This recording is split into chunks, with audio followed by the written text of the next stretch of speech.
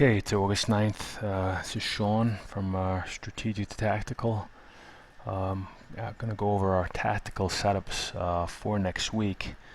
And our thesis has been this past week, and we'll even continue into this next week, is we're focusing on these. We had a market extreme indicator just prior to beginning of last week. And right now we're still in these sort of bullish phase, working some of these oversold conditions, which in some cases we have a bit, but my focus is going to be looking for potentially this NASDAQ, which has been stronger than the S&P, maybe taking out last week's high and trying to make a move right back into these close to these highs here of the year from July. So if it develops, I don't know. I don't have a crystal ball, but I think this is on the risk-reward basis the better play going into next week. Again, I'll caveat that tomorrow, this week may develop that they try to break out, and then they fail and they break these levels, and then I'll adjust accordingly, and may end up finding some shorts on my scanners any day during the week, and jump on the short side. So just keep that in mind. I don't do a daily video, I just do a weekly. So this is Saturday, and right now I'm really looking for the plays for Monday. Sort of how the risk reward at least going into Monday, Tuesday. So all right, without any further ado, I will shoot straight to our potential setups. I will start with some high beta land. Again, I played price line last week for this move up. I was lucky enough to get out on the high end of this range for the most part. Sold some puts that expired worthless, which was good. Again, it's a bit messy in here, but it's it looks like this little pennant that's forming. So that may be a bullish setup. I would ideally like to see another day or two, and this have a day close closer to this 1300 level, even have more of an inside day, and then look, that gives you that better risk reward potential for this then to break above this 1300 to 13. I guess the high is like 1308, 1307. And then try another leg higher, maybe up into the into this range, this upper range from way back in March. I had some Fibonacci levels for this breakout here, and it basically went right to the 2x fib level right on that first day. So that was quite powerful. But now we're kind of well and below here. Again, looking for maybe another day to just set up nice and tight in here, and go break to the upside. Again, we'll see how that develops. I got that on my watch list. BIDU, it's been a really impressive run here in this past couple months. Came off a bit since its earnings, still holding the gap though nicely, and it looks like it's kind of stabilized now too. So and if you look how the market's been kind of weak, right now we've basically made higher low from the previous week. So that's a bullish sign of getting kind of tight in here.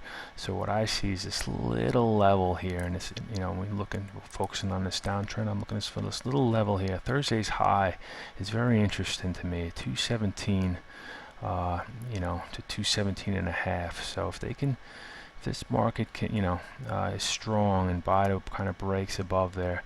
Again, there's a little, there's some resistance here at the 220 level. So I don't know if it's going to be, it's kind of a coin flip whether it will be an easy trade, or it may just take the level out and then chop. It may chop higher, but that's a tough, much tougher position to hold in that case. So again, know your time frame. So if you want to enter this and have a little, bit more of a room for it to run. I mean, definitely the lows from Thursday and Wednesday at the 212 area, and definitely don't want it to get any lower than this low here, which is 210. So I mean, the other option is to again use options, so you're not too worried about focused. You figure the thesis for it to get back up in here is a week or so from this level getting taken out. So, and again, be looking for the stock to then get up to these 230 level. So again, that's another one on the list. Facebook, we talked about last week. It tried to sort of make a move on Thursday, failed, came right back in here, took this level out here, failed. Now, but that being said, it's not too bad. It held up quite well. I shouldn't say quite well. Market was much stronger on Friday, so it's no question that it's relatively weaker. But I think the Nasdaq and high beta in general was weaker on Friday. So we'll see how it develops. But I would definitely be a buyer of Thursday's high, and again looking to make get to these highs here. And I think on a much more longer term basis, if this level gets taken out, it should be a hold some of your position here against the low here of 71.5, because if this high gets taken out, it's one of those positions that could potentially go much higher. But again, we'll wait and see. Twitter in the same space, same sort of pattern. Obviously not near all-time highs as Facebook is, but again, I'm looking for this little downtrend to potentially break. You really want to see it get above this 44.5 to 45 level. Maybe take a shot at it and lean on Friday's low. So again, it's just there's really no momentum in this. It'd be tough to be playing this intraday. It breaks this level, lean on Friday's low and kind of hope for the best, I guess. But that's pretty much it on the high beta front. I'm going to go over some second tier names that I'm also got on my watch list. QIHU, which is a Chinese tech company here. I kind of like this little bit of a pattern here. It's kind of just tightening up, sort of. It's above these moving averages, which is a good thing. So again, it might be worth a shot above this 95.25 level to see if it can, at least get to the 50% of this range here. Maybe make a move to the 100 area, and then see where it goes from there. So that's what I kind of like that one. QCOR is a biotech, not as nice as this QIHU. I don't like the fact that it's below this 50-day. It's kind of been, 50 has been kind of resistance, but it might be worth a shot if it can take, because the 50-day is right here. If it can get above some of these levels and prove that it doesn't belong below the 50-day, it should make a move up. Might be worth a shot again. But there is definitely some overhead resistance in here in these levels that might make it a little bit messier. So definitely not an A type setup. Red Hat, like this a little bit better. I mean, just for the fact that it's kind of flagging the next resistance area is many months ago back in here. So it might be worth a shot above this 59 and change level, but again, there is that resistance back in here that may cause a little bit of consolidation real close. But again, it has been relatively stronger than the market in general. So we'll keep an eye on that. This CAVM, not your most liquid intraday stock, but the nice thing here is, it's definitely in this bit of a downtrend area, but it's right up against it.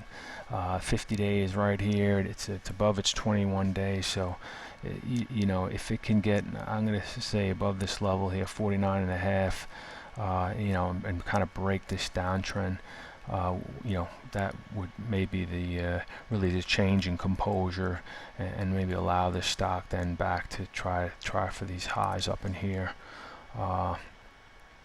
You know, not an A plus stock, nothing like Priceline of last week, but definitely something that may be worth a shot, risk reward wise. MYGN, which is biotech, you know, again, kind of, you know, just been doing a lot of nothing over the past couple months, but you know, there's a lot of, you know, it sort of might be wanting to sort of round up here. I mean, the trend lines are coming, you know, positive. It's kind of definitely lent on this 50-day, and it might, you know, maybe it gets a little momentum if it can get above Thursday's high of 38. You know, maybe you know, try for this 40 area. One more is again, this is not an A plus setup by any means either. It's just Nimble Storage. I don't even know what they do. It's kind of a recent IPO. My guess is it's somewhere something in the cloud space. But it kind of took this level out on Friday here. There's a little level in here that it kind of took out of it, you know, and you can tell it didn't really do much. You know, this 50-day, I think, let me break it in here. This 50-day, I think, is in the way. These moving averages are probably some bit of congestion here, but you know, if it can get above Friday's high and really even get above this 50-day and potentially break this downtrend, it could get some a run here. You know, at least to challenge this at 29 level, try to get to the 30, but we'll see about that as well. That's all I really see. I don't really see any real compelling stuff,